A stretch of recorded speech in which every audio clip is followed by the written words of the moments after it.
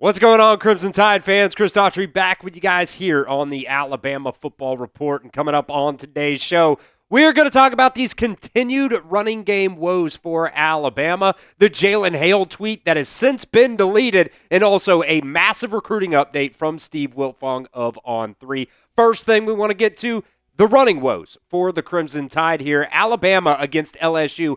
Yet again, averaged only 2.2 yards per carry on the ground against a team that in the last four games has given up 166, 193, 239, and 224 rushing yards. Alabama can only muster 56 against LSU. They have now had 4 games out of 9 this season where they have had less than 100 yards on the ground. And that is not the Alabama team that we know and love. We want to be able to run the football. We're supposed to be this dominant, at the point of attack type of football team. Run through a mother effer's face, and we flat out cannot do it right now. And I've seen a lot of people, complain about play calling, trying to put it on Ryan Grubb. And I think right now, it's not on Ryan Grubb. I think when you actually look at stuff, a lot of it has to do with inconsistencies in, missed assignments. And when they do make those assignments, it's execution as well. They're not doing very well at that, at a consistent clip there. Sometimes you're going to get beat. That just is what it is to play in the SEC. All these other teams have dudes too. It doesn't matter who you're playing. And despite LSU firing Brian Kelly, they still have a really, really good roster. A lot of good players on it. I think a lot of what LSU's flaws have really been, Brian Kelly, centered around that. And, I'm going to give a plug here, too. The film guy, Austin Brooks, does a lot of really, really good content. He did a video breaking down a few plays from that LSU game the other night. And, I went back and watched that because he knows what he's talking about. And I learned a ton of stuff from him just watching his content as well. Wilkin Forby just stays getting beat. That has been a big factor in, one factor anyways. He's not the entirety of the issues here in the run game, but it's been a big factor of it. I think Jam Miller at times too, stutter steps as soon as he gets the football in his hands instead of just taking the handoff and hitting the hole when it's there. I saw some still photos as well, that were put on Twitter out there. And, the offensive line, sometimes they do a really good job opening up some of those holes. Jam Miller just doesn't seem to hit those holes with any type of explosiveness. I don't really know what's going on right now, but sometimes, the offensive line, they miss their assignments. Other times, the running backs are the ones that are being indecisive and, not hitting those holes. Nothing really so far for this Alabama run game has been able to come together. Sometimes the offensive line does a good job and the running backs mess up. Other times, the running backs are trying to hit the holes and, the offensive linemen are missing assignments. Those two things just haven't been able to gel in any kind of consistent basis for Alabama so far this year. And what really does frustrate me is all of this continues to come off of a bye week. Ryan Grubb, during his press conference last week, he preached that, we need to be excited about running the football, getting excited about fixing some of these mistakes that, they were seeing on film. And yet again now, it's the same old story. Alabama still, we're 9 games into the season now, only has 1 game where they have rushed for over 4 yards per carry. And that's it. And guess what, guys? It is not getting easier down the stretch for Alabama's run game. Oklahoma right now ranks number 4 in the country in yards allowed per carry. 2.5 yards per carry. Auburn, by the way, everybody, loves to joke and laugh about Auburn, but their defense, by the way, is actually still really good. They rank 7th right now in yards allowed per carry at 2.7. Things are not going to get easier down the stretch for this Alabama team. And if you're lucky enough to be able to win those last couple of SEC games, and then you're lucky enough to go to the SEC championship, you're still playing a really good Texas A&M team. You go to the college football playoffs, you are going to be playing better defenses down the line. What's going to happen if you're lucky enough to face a, Ohio State team?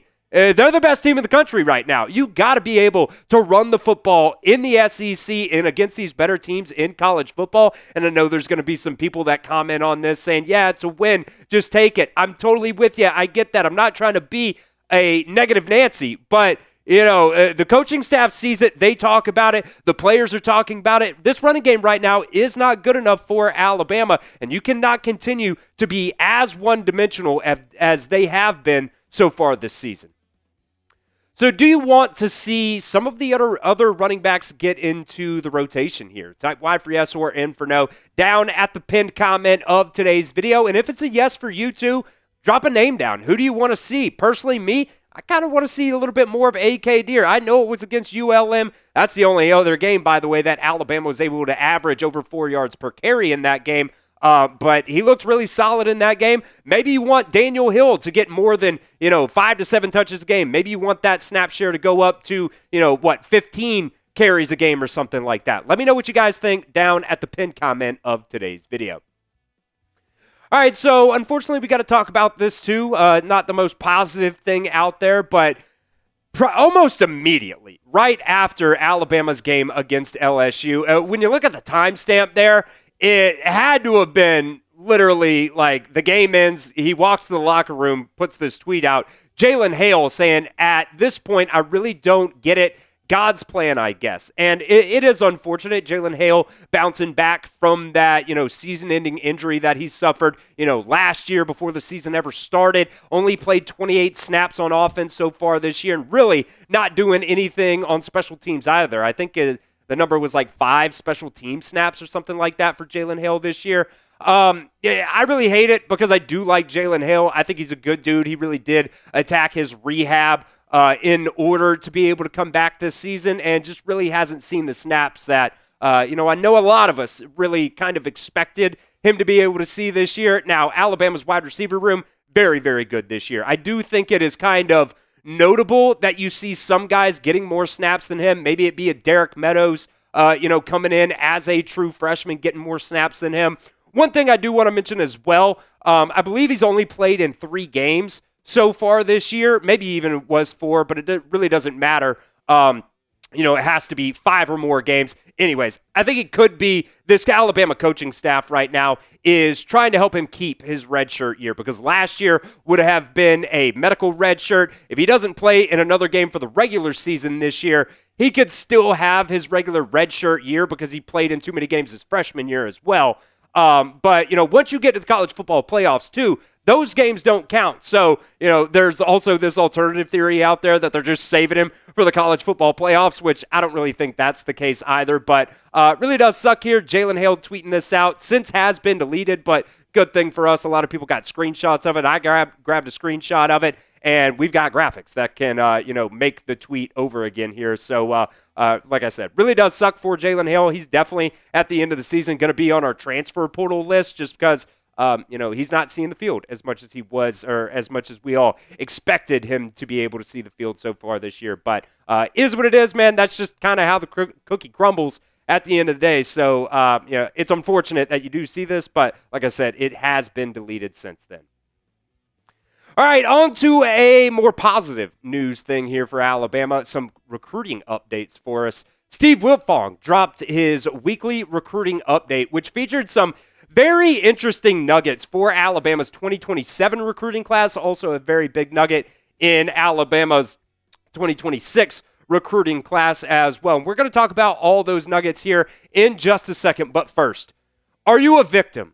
Is one of your family members a victim of this, un-American YouTube TV versus Disney dispute right now? You're not able to go out there on Saturdays and watch your favorite Alabama football team. Well, you've come to the right spot. You can join us for our Alabama watch parties. It's for free. You don't even have to pay 25 cents per day. Make sure you guys hit that sub button. We are live for every single Alabama game. We had an incredible watch party this past week against LSU, and I want more Alabama fans to join us as well. So, going to be live an hour before kickoff for this Alabama versus Oklahoma game. We'll be live for the entirety of the playoffs. Hopefully, Alabama gets to the SEC championship game as well. So if you're a victim of this dispute, make sure you guys hit that sub button and join us here at the Alabama Football Report. All right, so another recruiting update here. Samson Gash, I believe is how you pronounce his name there. That's for a wide receiver. Gash in the defense, that's a pretty solid name. I think it's going to work out for him, definitely there. But anyways, he was in town this weekend for Alabama versus LSU. Steve Wiltfong writing this morning that there were good vibes already coming into this visit. By the way, he is a Michigan State commit, so this is a Alabama flip target that we're talking about here.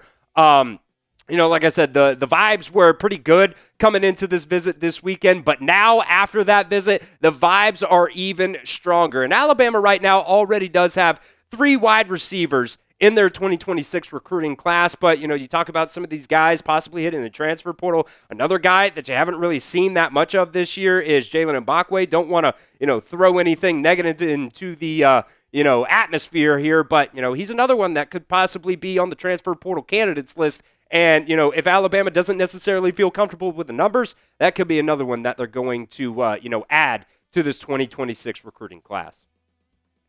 All right, we'll continue here with some more recruiting updates in just a second. But, guys, it is starting to get cold. And if you need a new Alabama jacket, you can get this one today. Just go to chatsports.com/Bama jacket. It is on sale right now, $20 off. Don't necessarily know how long these deals are going to last, so make sure, take advantage of this today. Was $50, now on sale for $30. Just go to chatsports.com/Bama jacket. I'll put that link down in the comment section and the description of today's video. They're selling out really fast right now. The 3XLs and the 2XLs already gone since the last time we brought you guys this deal here. So, if you're a large or an extra large, make sure you get their Alabama jacket today. All right, so currently right now, Trent Seaborn is your quarterback in this 2027 recruiting class. Now, Elijah Haven also does have a official prediction put in by Steve Wiltfong. I believe Sam Spiegelman has one in for him to commit to Alabama as well. This was now his second visit to Tuscaloosa so far this season for Elijah Haven. Seems like really, really good vibes all the way around. One of the things he continues to say, his dad continues to say as well, is, you want coaching stability and coaches just being able to develop quarterbacks. I think you've seen that with this Alabama coaching staff going all the way back to their time at Washington. They had Michael Penix Jr. as a Heisman finalist. Nick Sheridan did some decent stuff, and he's a really, really good recruiter as well. I think that should not be understated there, what Nick Sheridan and Ryan Grubb have now added to this Alabama coaching staff. So that's your possible 2027 class as it sits right now. But Steve Wiltfong also putting in that update that Alabama might also be adding a third quarterback to that 2027 class. Obviously, Haven not committed yet, but it seems like the vibes are really good there. Gunnar Rivers out of St. Michael's Catholic down in Fairhope, Alabama. I don't know how long it's been, if ever, that Alabama has signed 3 quarterbacks in the same recruiting class. But, in the world of the transfer portal, you just don't want to be left, hung out to dry. Have a couple guys, end up hitting the transfer portal, and then all of a sudden you got, 2 quarterbacks in that quarterback room. And, Alabama does already have 2 quarterbacks committed in their 2026 recruiting class. So, say Ty Simpson goes off to the NFL this year, then you would have 2 quarterbacks on the roster. You add, those other 2 guys in there, Jet Tamala and, Taden Kawa in there. Then you would have 4 quarterbacks on the roster at that point.